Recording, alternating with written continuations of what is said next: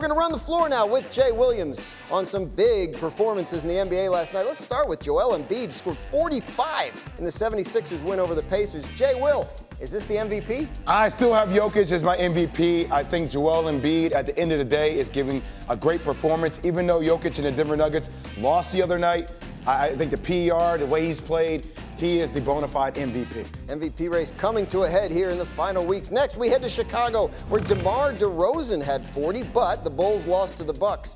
127-106. Jay, are the Bucks the favorite to win the East? It's not even a question.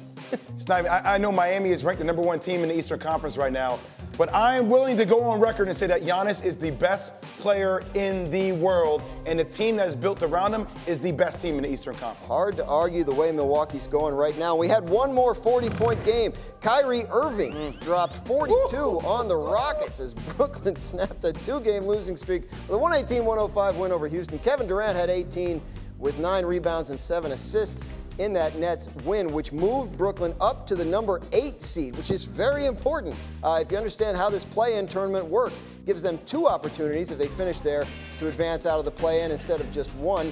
And despite not having a playoff spot clinched yet, the Nets still have the second shortest odds to win the East, according to Caesars Sportsbook. So that's interesting. A team that may have to play its way into the playoffs is the number 2 favorite in the conference. What does Vegas know that we don't?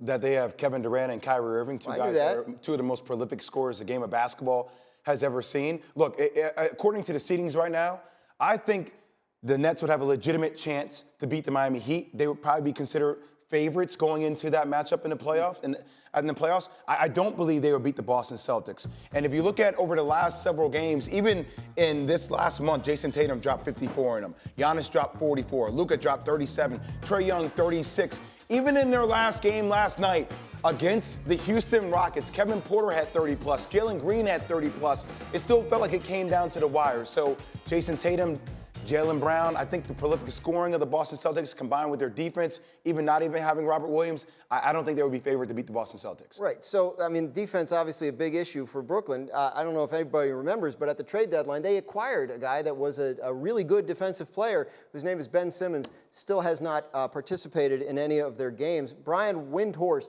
is there any expectation that Ben Simmons will be able to join the Nets in the postseason? I can only imagine Jimmy Butler hearing Jay Williams saying that they're favorites. That's the favorites over the Heat, sipping big face coffee right now, Jay. But so officially, Ben Simmons is out for the rest of the season and the play-in tournament.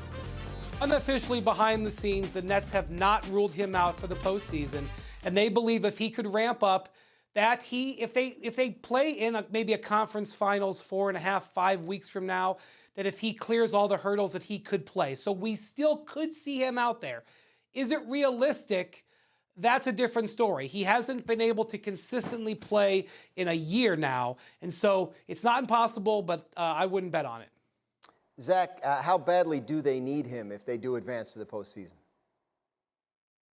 I think they need him if they really want to make a run to get through the East. I think the Nets, like Jay Williams said, with Kyrie and KD, you got a shot to win almost any playoff series, maybe with the exception of Milwaukee, who I agree is the favorite in the East. But winning one playoff series is a different animal than winning 3 or 4, which is what the Nets' goal was before the season and what their goal still is if you ask their star players.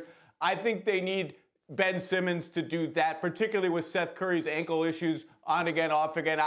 I'm not sure this team, as great as those two guys are, winning 3 playoff series in the East, which has been a good conference this year, that's a tall order.